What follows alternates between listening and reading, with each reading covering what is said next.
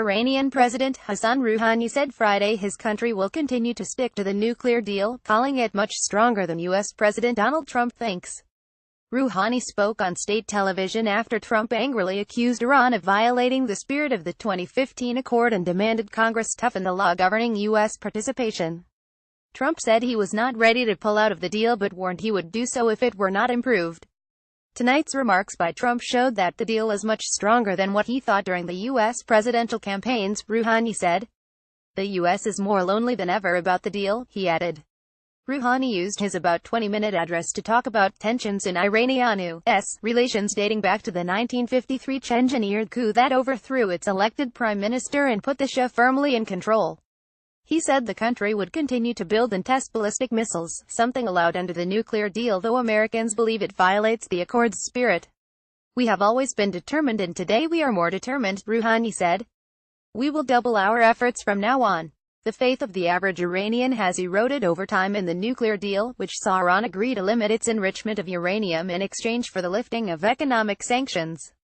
It was sealed in July 2015 after 18 months of negotiations by the 5 permanent members of the UN Security Council, the US, Britain, China, France and Russia, as well as Germany.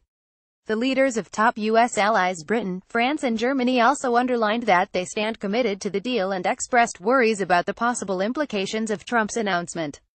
In a joint statement, British Prime Minister Theresa May, German Chancellor Angela Merkel and French President Emmanuel Macron urged the Trump administration and Congress to consider the possible consequences for the West's security before taking any steps that might undermine the deal, including imposing sanctions on Iran that the agreement lifted.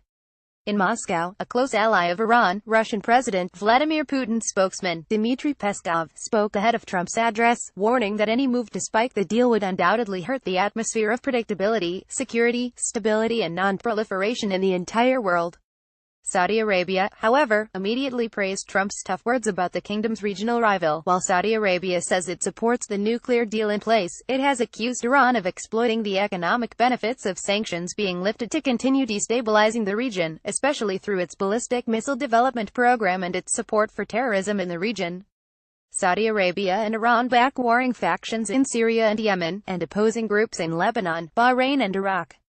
In September 2015, a telephone survey by the Toronto-based opinion research firm Iran Poll for the University of Maryland found 45% of 1,000 Iranians said they were not confident the U.S. would live up to its obligations in the nuclear deal. By September 2017, an Iran Poll telephone survey of 700 urban Iranians found 77% were not confident. The margins of error for the polls were 3.1 percentage points and 3.7 percentage points respectively.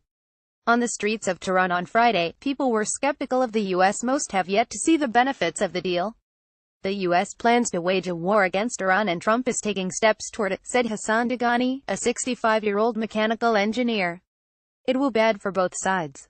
Farah Rosbahani, a 49-year-old homemaker and mother of 2, said the two countries need to sit and negotiate. Instead of making speeches, they should do something for people of the both countries to feel relief, she said. Tehran-based political analyst Saeed Layla said Iran will not accept the U.S.'s pressure as it has not done so since its 1979 Islamic Revolution. Iran will not withdraw an inch since there is no guarantee that U.S. will stop demanding more concessions, he said. Besides, there is a prudent government in the country that enjoys popular support and good relations with world.